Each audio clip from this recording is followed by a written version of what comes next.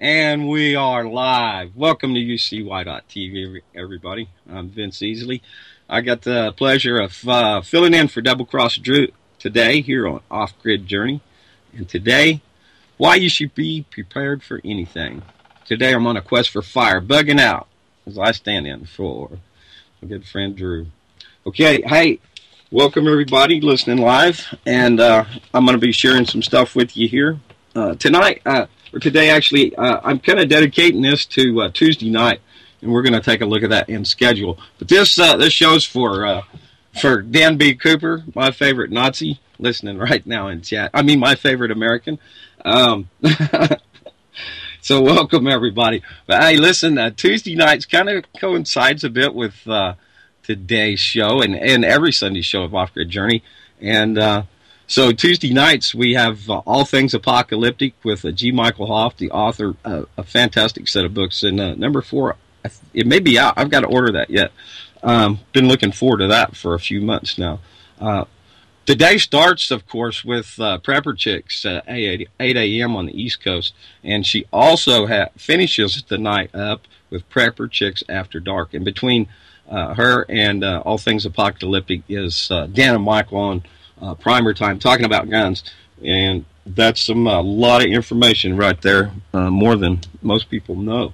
So, look, everybody, if you're listening out, I'd like to invite you to the top of the page up there and look across a home schedule, shows, headline news, headline videos, Earth and Sky, and the UCY.store right there button. If you're buying through Amazon, click that and go through UCY, and that will shed a few pennies in the direction over here, kind of help a little bit. Right? Okay. Now, we start out, I'd like to ask, there'd be several reasons why you'd want to be prepared. So bugging out and bugging in is kind of the same thing, except for whether you're staying, of course, staying home or getting out in the woods. But a lot of this stuff is going to be relevant to both. And some of the possible scenarios would be terrorism, flood, earthquake, hurricane, tornado, mass shooting, home fire, tsunami, home invasion, and riots. Just imagine this, some of the folks there in Ferguson were they probably had to buckle down some with all the everything closed up. Where was they going to get your groceries at, right? So unless if you haven't been in a bubble cut off from all forms of media lately, it would seem impossible to have missed all the warnings being issued about the impending loss of our electric grid. This isn't just coming from our so-called gloom and doom sites from alternative media. Major mainstream media sources such as ABC, the Washington Post, the New York Times, and CBS News have all issued the alerts. Unfortunately, the hordes seem to be brushing these warnings off as something that cannot happen, because the reality is too unpleasant to even contemplate. Many seem to think they are far better to stick their heads in the sand and be assured it can never happen than to prepare ahead of time. Who is ringing the warning bell? In case you missed it, here are some of the warnings of the past few months that most people are ignoring. When Janet Reno stepped down from her role as the DHS, she released an open letter to her successor. One chilling tidbit she passed on was this: the outgoing Homeland Security has a warning for her successor. A massive and serious cyber attack on the U.S. homeland is coming, and a natural disaster, the likes of which the nation has never seen, is also likely on its way. Predictive programming? So, there is, let me go to this site here. That comes from the organicprepper.ca. You have been warned you need to be ready for total grid failure. I will pop that over to the listeners now.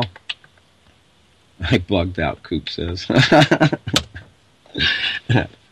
Oh, I had to look and see if my mic was on. Dang. Okay, so I undoubtedly have earned the Ocelli, what I like to call the Ocelli Tongue Tripper Award, and he is also on Tuesday nights. Also, I'd like to shout out for our schedule today. We started out with a replay from On the Brink with Jeff Wefferson from his show that airs Saturday mornings. Then we went to Birth of a New Dimension with the Flying Rainbow Lasagna. And Andrew Shawley, the Shawley man, he had some chill stuff he was jamming on today on Cold Reality News and had some good, sensible words. Vocal Local, the late Will Roberts, preceded just now. And amazing wisdom that man shares, even though he's gone on from this world. Following is one of the most incredible voices on radio, Mr. Hal Anthony, Behind the Woodshed.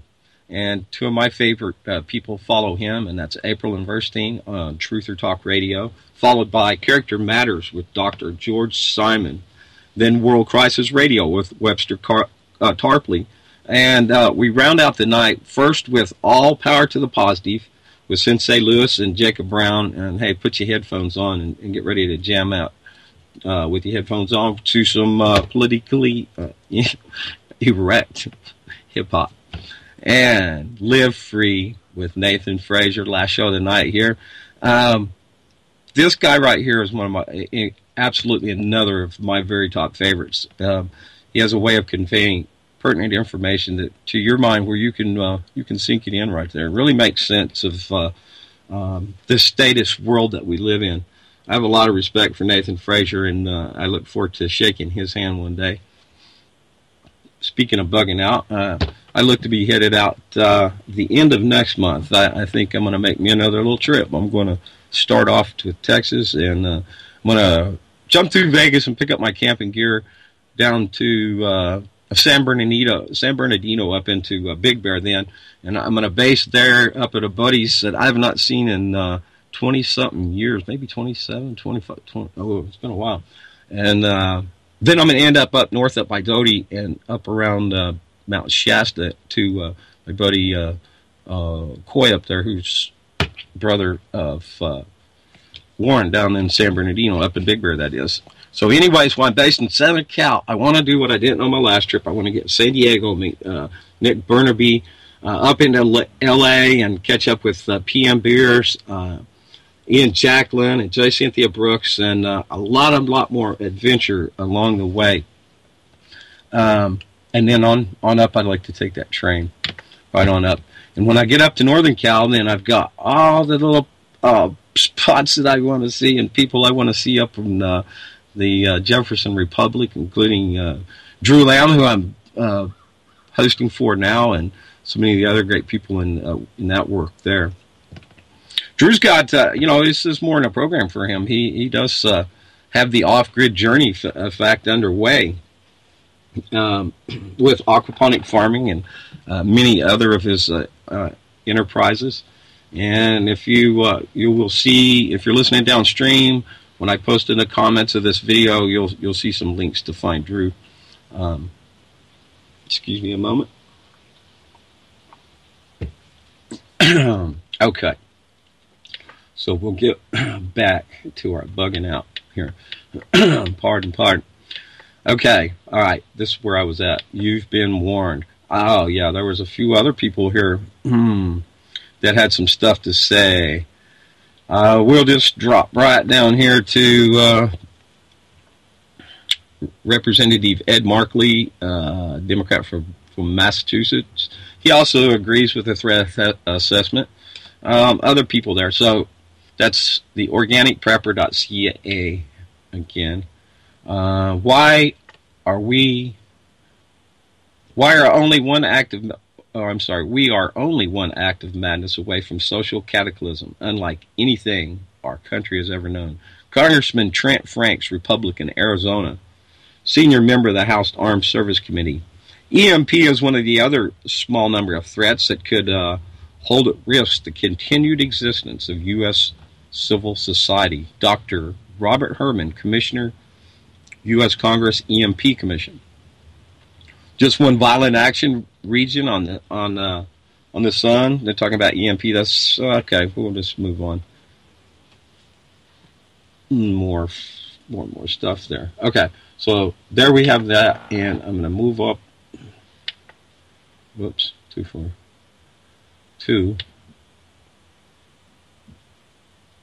Yeah, I will go on to remind you of some of the other major travesties. You know, Katrina being probably one of the biggest that people might remember. Also, the December 2013 ice storm up. So many here at UCY was affected by this. And that was areas from southern Ontario to extreme southern Quebec, southern New York State, northern New England, New Brunswick, Nova Scotia, Prince Edward Island, Newfoundland, Michigan, Oklahoma, southern parts of Kansas, and northwestern Arkansas. Yeah, burr.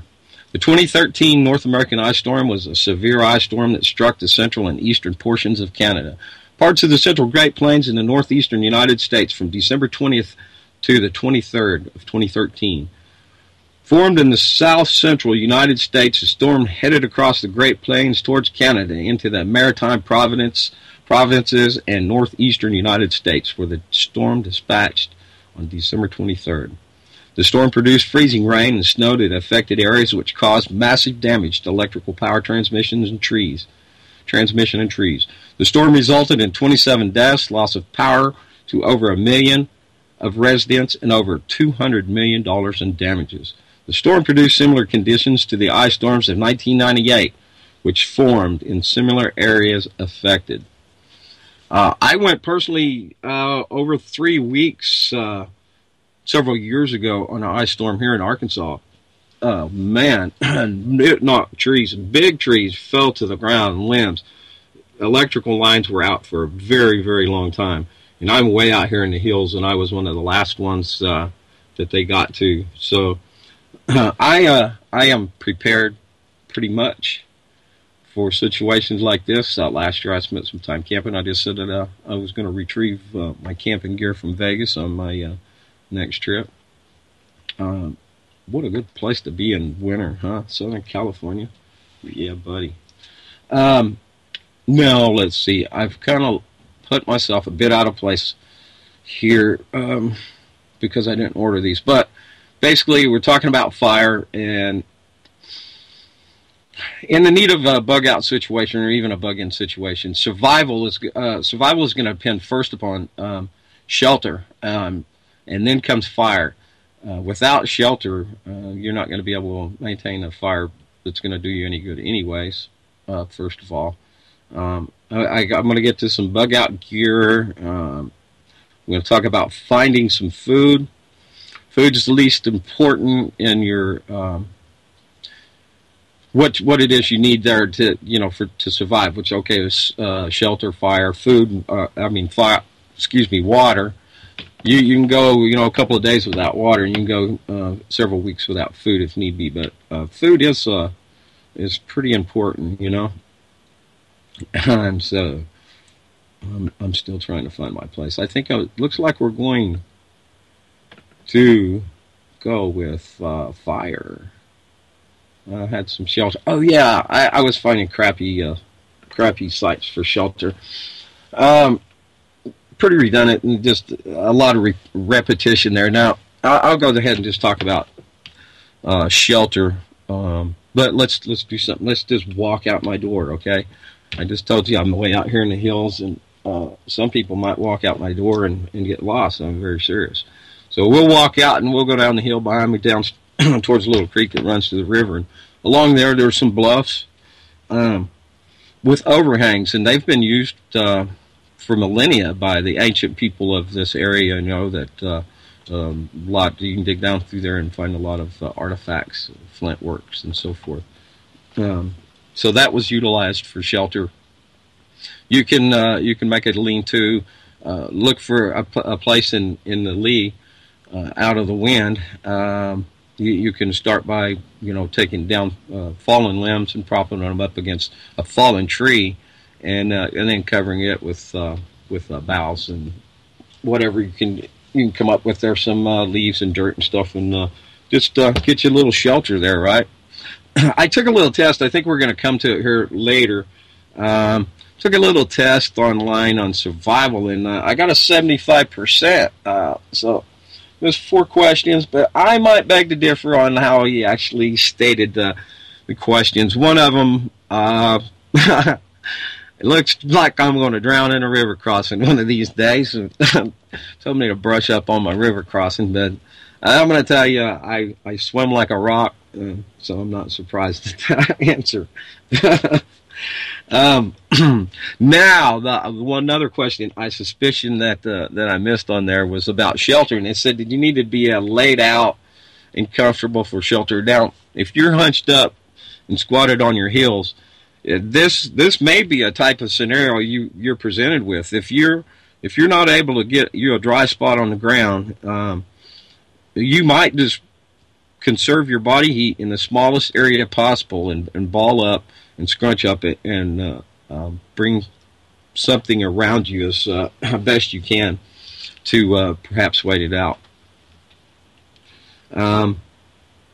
Some items that if I'll kind of skip around here, but some items you might consider using in a bug out situation. If you've got a bug out bag ready to go, hopefully you would. You know, you can use things like well, I covered lean-to. I didn't cover snow. If there's snow, you can use snow to build a shelter. But a garbage bag, a contractor's garbage bag is a very, very, very essential item. It folds up very small. I'd have several of those. Matter of fact, I do. A tarp is great. But if you're just out there without nothing in a survival, say you was in a plane crash in the bush in Alaska or whatever, and managed to survive the impact, you got to deal with what you got, right? Now, let me see here. So what I want to do is talk some about fire now. Fire is it's kind of a tricky beast. It requires certain things to make it happen. Tinder and kindling. Now, you've got to start out small. It's fire. I'm kind of a one-spark guy catching fire, and I'm proud of that. And hopefully, let's see, this is it. Yeah, let me open this site. This is a good one. 9 ways to start a fire. And this comes from the art of, not the, but it comes from www.artofmanliness.com. Yeah. Fire, right? You got to be let me just read it because I say it so well. There's a primal link between man and fire. Every man should know how to start one. A manly man knows how to start one without matches. It's an essential survival skill. You never know when you'll find yourself in a situation where you'll need a fire. But if you don't have matches, maybe your single-engine plane... maybe, here's what I got this one at. Maybe your single-engine plane goes down while you're flying over the Alaskan wilderness, like the kid in Hatchet. Or perhaps you're just out camping and you lose your backpack and a tussle with a bar. It need not be something as dramatic as these situations. And even extremely windy or wet conditions can render matches virtually useless. There's the Ocelli effect, tongue-tie award again. Thank you, Mr. Ocelli. He was on last night with Sylvan Henry. I'm sorry, that was a brain fart. Sylvan Henry. They're discussing chemtrails. That was a very good conversation. And I went up flat. I fell asleep during the last of it. I got to catch that on YouTube. Go to ucy.tv user for on YouTube and look at all the shows are there archived. So if you fall asleep or you miss one, catch up over there. Okay.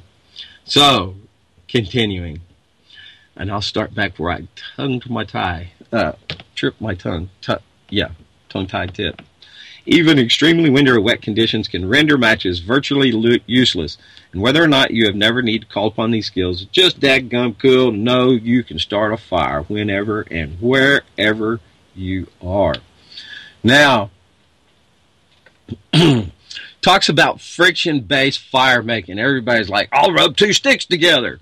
Are you kidding? I'd like to see you try. I'm not even going to try. Unless I was making a bow and drill. They are important set of order. Again, I'll read what they've got. The hand drill. The hand drill method is the most primitive, the most primal, and the most difficult of all to do. You need all you need is wood, tireless hands, and some gritty determination. Therefore, I'll put more hair. It'll put more hair on your chest than any other method. So here's how it's done. Build a tinder nest. This is important right here. Your tinder nest is going to be your most important thing to start a fire. And if we find it along the way, I had one link that really described it very well about the importance of that. Your tinder nest will be used to create the flame you'll get to spark from the spark you're about to create. Make a tinder nest out of almost anything that catches fire easily, like dry leaves, grass, and bark. It's very important that this stuff be shredded very, very finely, okay? It's got to be like cotton. Matter of fact, cotton ball method with a burnout bic.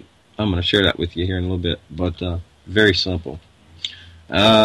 Make your notch, create a V-notch. You need oxygen, okay? When you need oxygen getting in there next to the heat source. So you can just imagine, if you will, you've a stick up and down.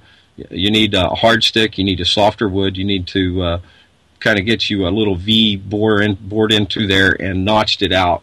And is what you're doing. You're just grinding. You're creating this little black powder that gets hot, and you accumulate into that little gap right there, that little V gap. You'll accumulate some of that, and then you take that to your fire bundle and blow. And so I will forego reading further of that. There's a flint and steel. You got a survival knife, and there's probably got a little steel on the little thing you strike there. Then there's descriptions that now here. Oh, this comes up to. I think it's here. I'm going to find it. Some pretty cool stuff. The lens-based method, the magnifying glass, is very, very easy. Yeah, here it is on down. Fire from ice, and I'll read that. This is pretty cool. Fire from ice isn't just some dumb cliche used from high school prom themes. You can actually make fire from a piece of ice. Believe this, okay? All you need to do is form the ice into a lens shape, and then use it as you would when starting a fire with any other lens. This method can be particularly handy in wintertime camping. Now, I imagine how you do that. You just pour some water in your hand and hold it out there and wait for it to freeze. Not really. There'd be any number of methods that you might get you a pre-shape going for, your lens. But to refine that, after you do have your block laid out there, you could kind of shave it some and then hold it next to the fire you're about to create and kind of melt it and smooth it, right? But you do have to have it shaped like a magnifying glass, so imagine how you might do that. There's a Coke can and a chocolate bar. I didn't read this. Batteries and steel wool. Yeah, 9-volt batteries. Man, that's a fire starting kit right there in itself. You got steel wool and a 9-volt battery. You touch that steel wool, and both of your posts are right down there, so you're making that arc across there. Wham! You've got something that's lighting up like right now. Pretty good site right here. The Art of Manliness. The Manly Man site. And that would be if Sean Connery were endorsing this site, he would say, of course, that this is the artofmanliness.com. Let me have something to swallow that one with.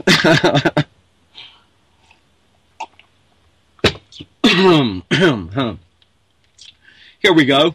5 ideas for fire tender. Then I shall open that up. Dryer lint, cedar shavings, cotton ball and Vaseline, cattails, birch bark shavings. What do you use? And that comes from survivalcatch.com. Bartender. Next one is tender. Let me click. Oh, hey, where you at? There you go. Okay. Open. Spinning. Well, howdy do. For some reason, it is kind of slow. It's Tinder Practical Survival, Practical Survivor .com. Tinder and Kindling, and some pretty neat pictures right there. Very good, Tinder and Kindling. And let's see. I wonder if this might be the one I was thinking of a while ago. Tinder is a natural material that is easily, that's my last name, Easley. Say that, easily ignited. We prefer to think of it as a combustible material that will ignite with a small spark. Why? Because we're nature lovers, hikers, campers, hunters, and fishermen. In case of a survival situation, we want to know what materials will allow us to create a fire. This is where I realize some materials are good fire fuel and some are good tinder. What does this mean to us? Some materials will ignite at the slightest spark, while others readily. Here goes the tongue tie. The slightest spark, while others are readily combustible after the flame is present. We use kindling to keep the fire going after the flame is present. Remember the difference between tinder and kindling. Okay. Example of tinder: real cotton balls. The slightest spark will ignite into a flame. Other examples are dry grass, cattail fluff. That's a real good one. When it's dry, it has to be dry. Humidity, even in the desert, you could have problems with humidity. Okay, birch bark and dandelion clock. Examples of kindling are cedar bark, dry leaves, any type of small twigs. Kindling is just as important as tinder. Do not go through the trouble of starting the fire and using up your tinder only to have the fire go out. That's for real. That's where a lot of people right there get lost. They don't have their material at hand. And maybe I can put a spark in my stove and walk away and know it's going. Okay? Have plenty of kindling next to you. Save some for later inside your shelter if possible. Some kindling can be used as tinder if properly prepared. By cutting and shredding materials, some become thinner and more able to ignite with spark.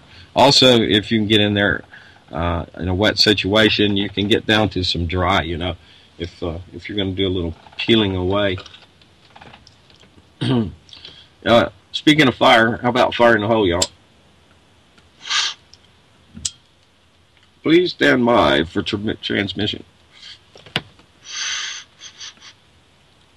All right, let's see here. I'm going to scroll down just a little bit. There you have it. Think of it in a 3-stage process.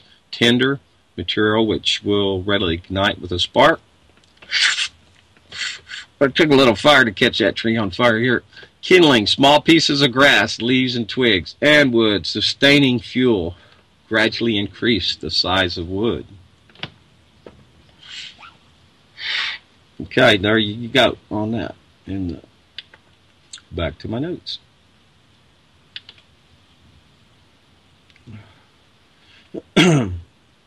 Oh, here's the survival quiz. I'm going to grab this for you guys right here and pop it into you if you want to take it later on. It's pretty long. It takes quite a while, so you probably, whether you want to listen and take the quiz or get this for later on. Yeah, some of the questions I might disagree with, just slightly. Maybe it's just my understanding. Or maybe it's just my ego. And that comes from wildernesssurvival.net. Quiz PHP. So, let me see here.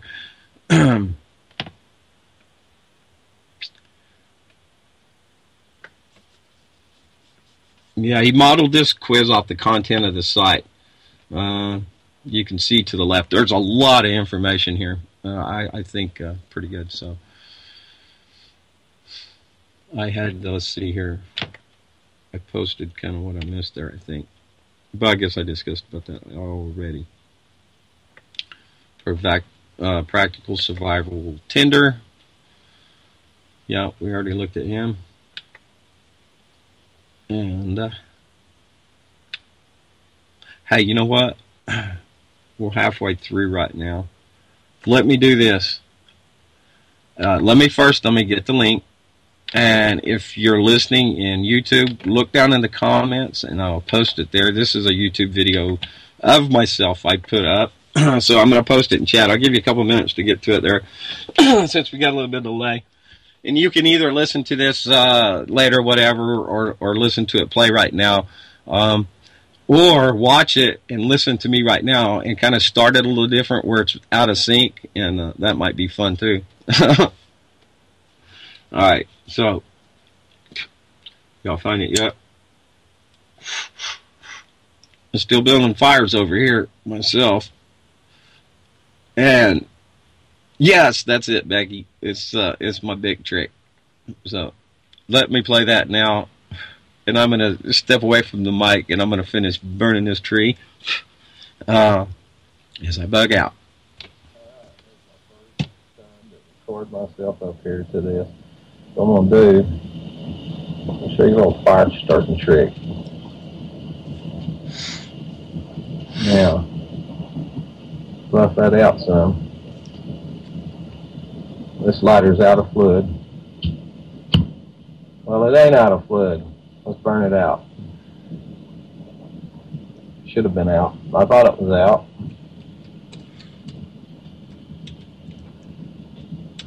Well, I don't know if y'all think I'm tricking you here or nothing.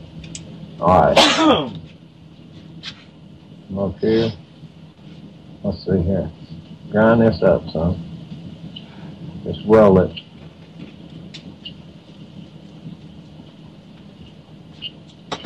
You got to be watching the video, I think. Boom. And I wasn't using the fire off of it. Out of the lighter.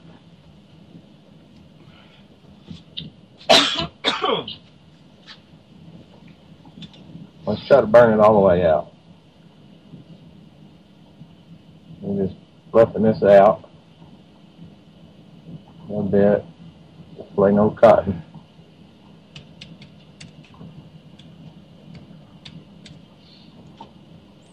Don't throw your lighters away. Don't throw your lighters away.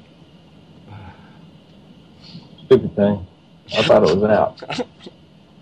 I'm laughing at myself. If you can't laugh with me, laugh at me, okay? Hey, Captain Gringo. Burn out. There. I think so. Okay. There we go. Now, what we're going to do... Ow, it's hot.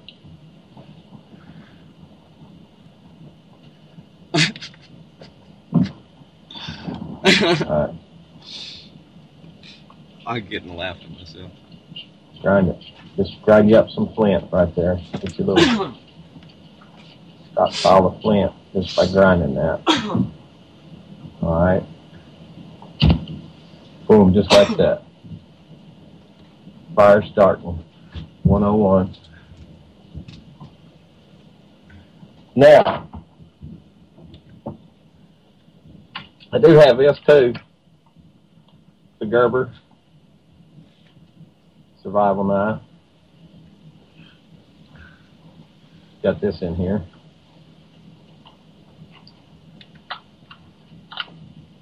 Comes out. Get a little stick. Flint, magnesium. I don't know how I'm going to hold this up to do this, but you scrape this right here. Scrape your little pile.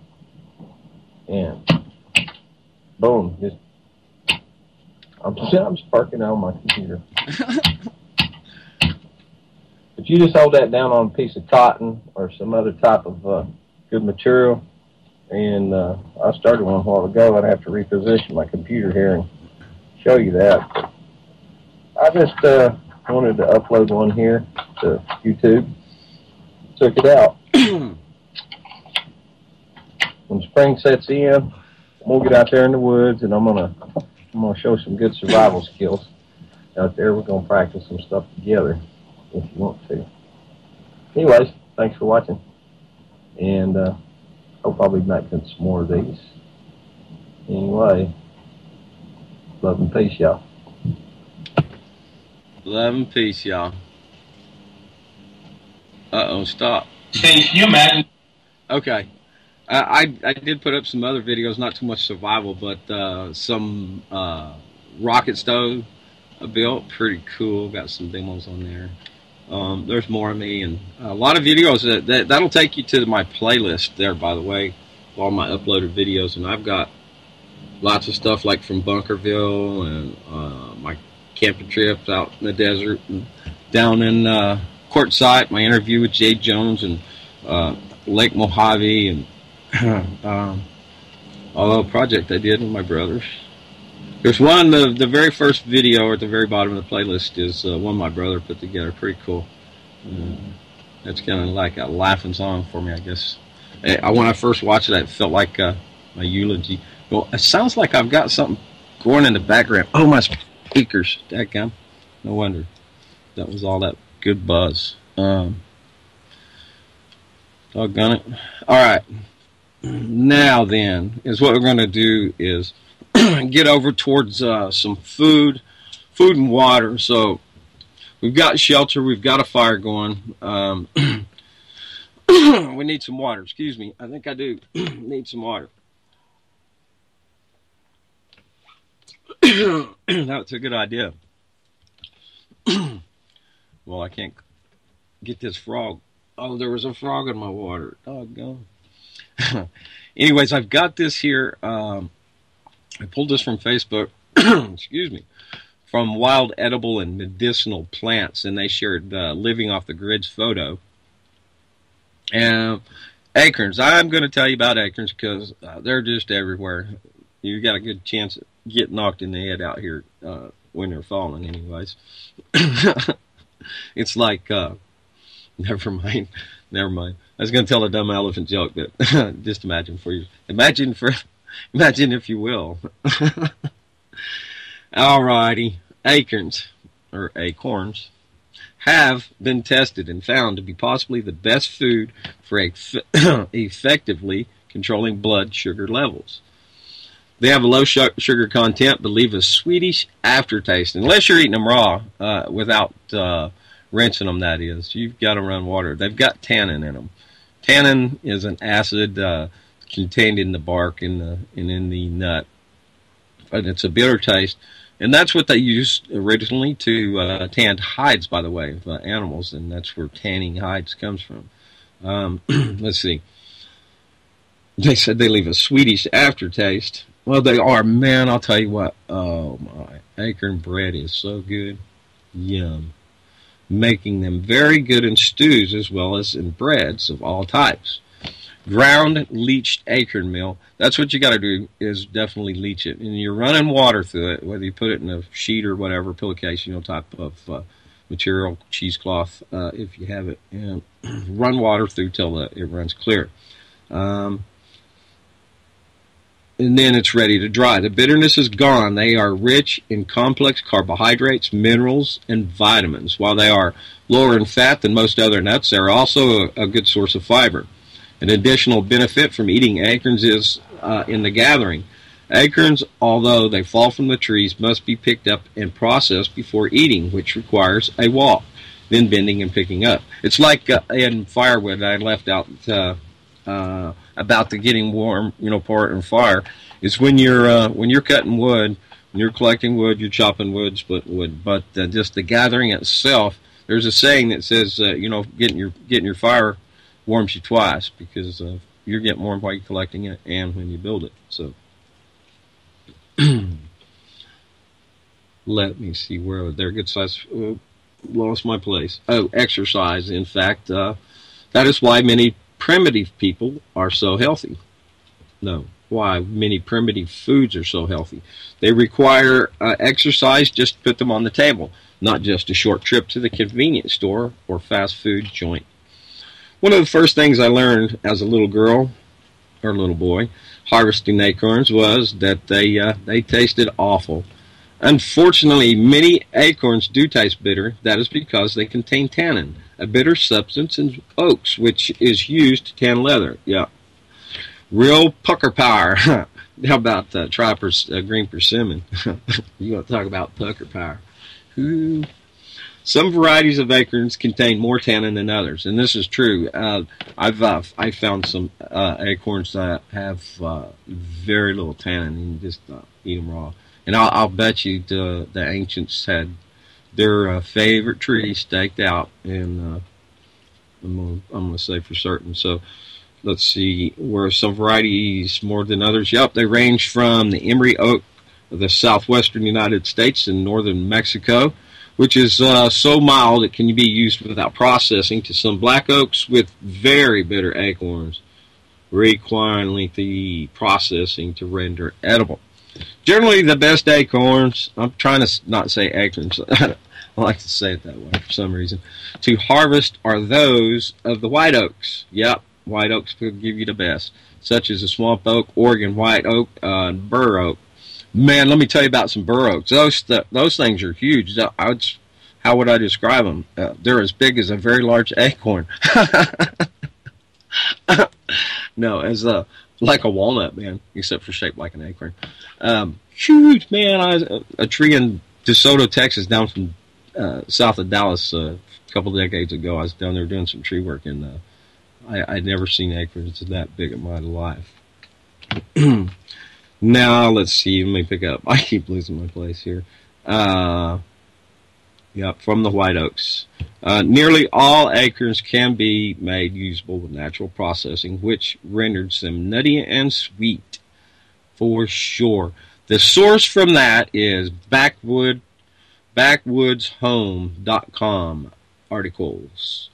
If you're...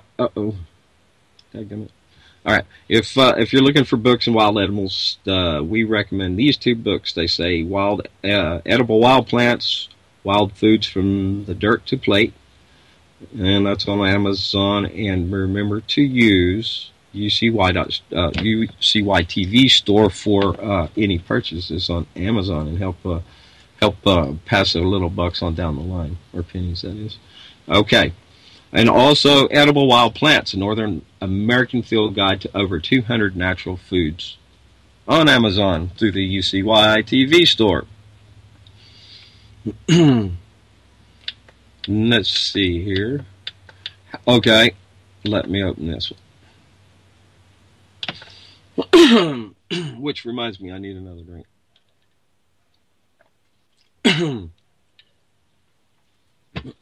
How to find and purify drinking water in the wilderness. From Identify... Wait, no. That's hard to say put together. How about if I just copy that?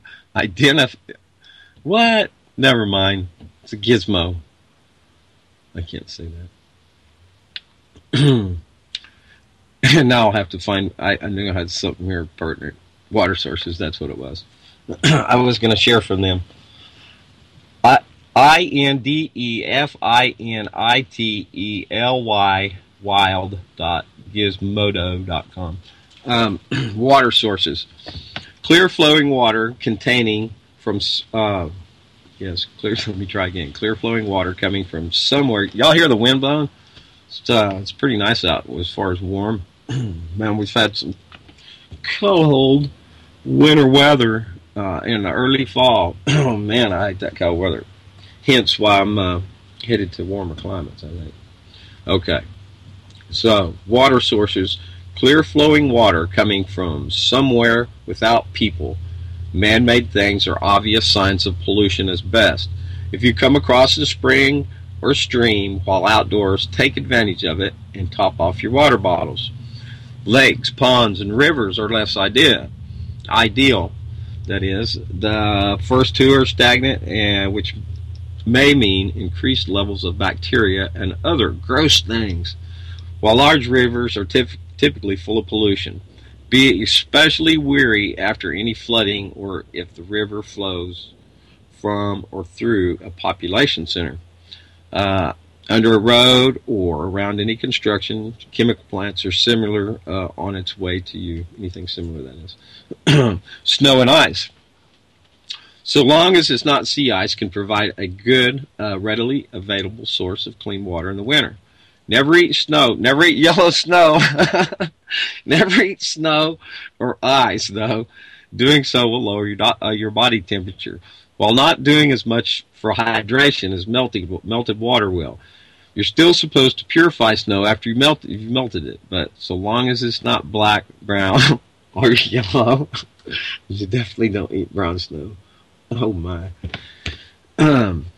I've never bothered to melt snow, but put it in a container. It takes a lot of snow to get water once you're melting snow, by the way, if you've ever tried to melt snow for water. So put it in a container with a little water in the bottom and bring that up to temperatures, adding more snow as it melts. Just throwing snow into a hot pot will make it taste awful.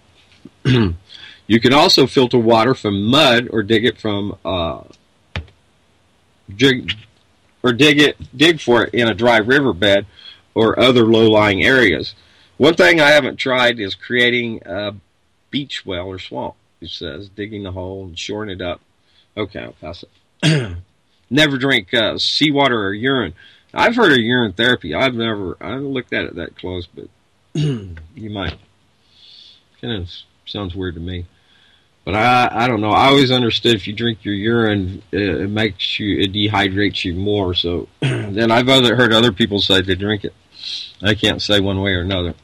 You'll have to figure that one out for yourself. Never drink seawater either, it says, because it takes more water to process that stuff, is what I have assumed. But if that's all you've got you can boil them and collect the steam. True that, with a plastic sheet or bag. And you can even, if you don't have that, if you've got just material, cotton absorbs water readily, which reminds me, cotton kills, as the saying goes. Personally, I like to wear cotton and wool, but cotton's a bad survival material. Really it is. And unfortunately, they do make a lot of good synthetics that are far superior as far as keeping you alive in extremes. I need to pour some more water. I ran out of that cup.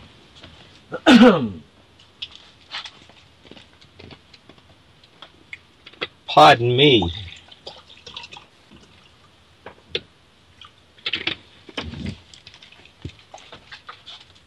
Hey, I've got some good water here, man. I'm telling you what. We've got a pretty way out here, there's no contaminants anywhere close by. It's awesome water. It comes up out of the ground from a hole in the ground, that is.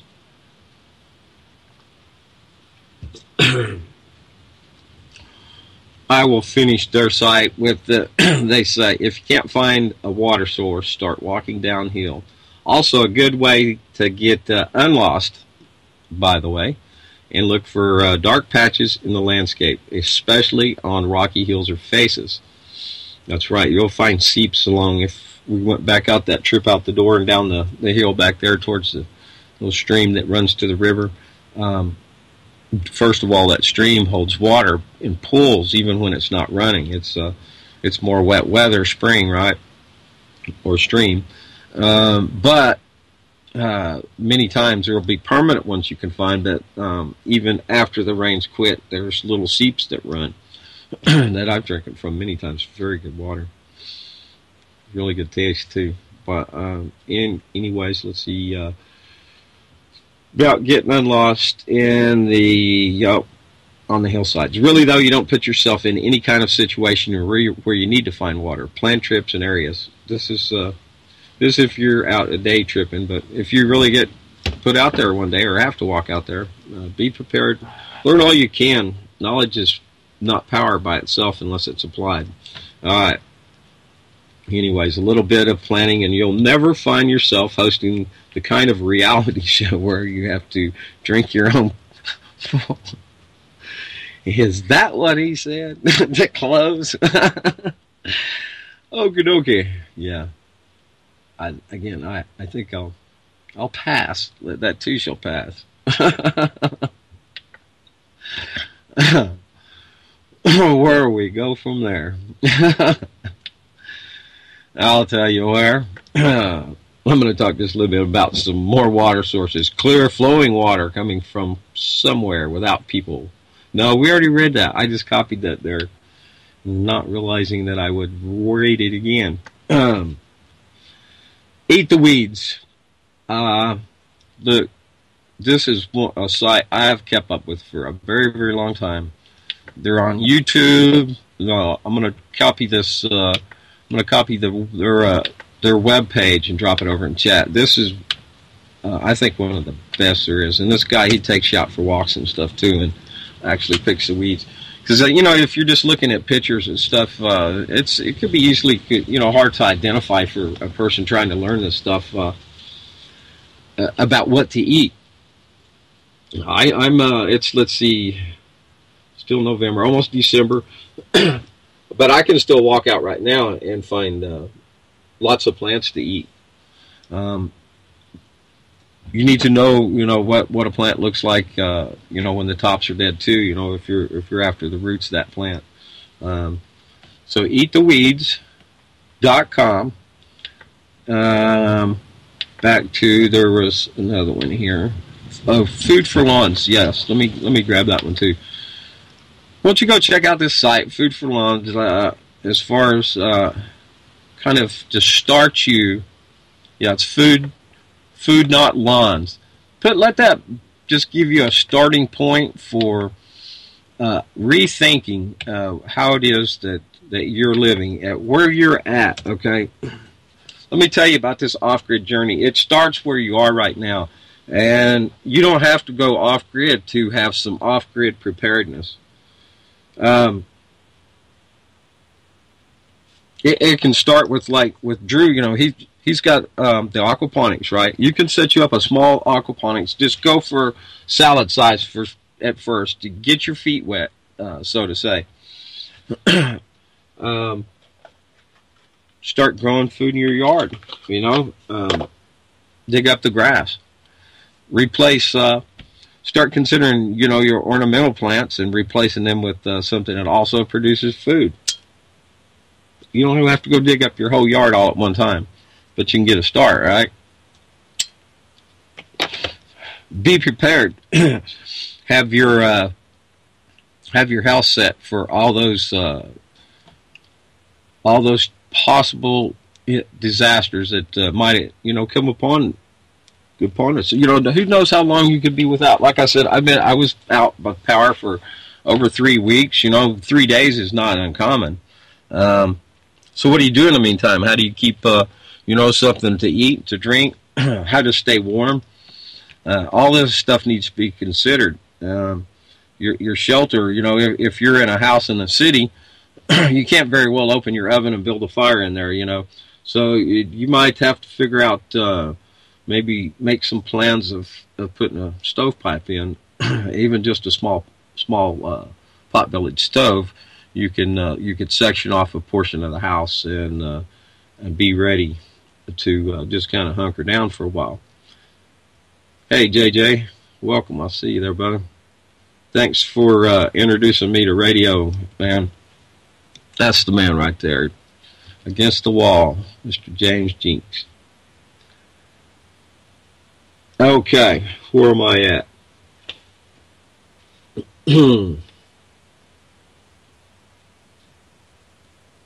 Bug out bags. Let me go look for that. Close these couple of here out, this one out, and so give me a minute, please. There's another one, Finding Food and Water in the Wilderness, backpacker.com. Oh, you know what? I want to open it. I think this was a really, really good site. I better check this real quick. But we're running out of time. So, you might... Is this the one I was thinking of? Maybe not. Is it? Yeah. There looks to be... I didn't open any of these, but the way they're laid out right here, this looks like they had a lot of good... articles and links right there a person might follow out. So I'll just go ahead and pop it on in there anyways. You can check that out if you want. It's backpacker.com, survivalist skills, finding food and water. There you go. We'll close that one. And I was headed to the bug out one. Bug out bag. Here's one. This is from survivalcatch.com. dash bag. Number 6 on their list that they have up here, and I'll pull this out. Basic gear matches. Excuse me, I'm going to run out of time. I'm looking at the call. Matches basic gear. I'm not going to even bother. Go check it out. I'll grab that link and drop it in. Survivalcatch.com. That was also a good site there. 7 types of gear you must have in your bug out bag. Hey, stick around. More great radio. Hal Anthony follows. Awesome, awesome, awesome. Man, I love Hal Anthony. Followed by Truth or Talk with April and Verstein. Character Matters, Dr. George Simon. World Crisis Radio, Webster Tarpley. All Power to the Positive with Sensei Lewis and Jacob Brown. And one of my great favorites again is Nathan Frazier with Live Free FM. Thanks for all you guys listening in live. Join us back here on UCY.TV if you're listening downstream. Wasn't able to get in here and stick in the chat with y'all. Hey, but I did have a good time, and I'm be joining you now. As soon as I get done here, I'm off to post for Mr. Hal Anthony, worldtruth.org. Check it out right there. You can find him there. You can find me there. Kind of getting, some place where you can get away from Facebook and have some real honest sharing where you're not censored. So, hey, I invite y'all over there as well. And you can find me there, Vince Easley. You can find me, Vince Easley, most anywhere. But you're going to always find me here on UCY.TV. Very proud to be a part of the lineup. I've been having the chance to, explore around here, having fun with Off-Grid Journey. I've also been doing Cancer Kickers on Saturdays, and I've had an opportunity to do several shows exploring the cancer issue. Yes, love you,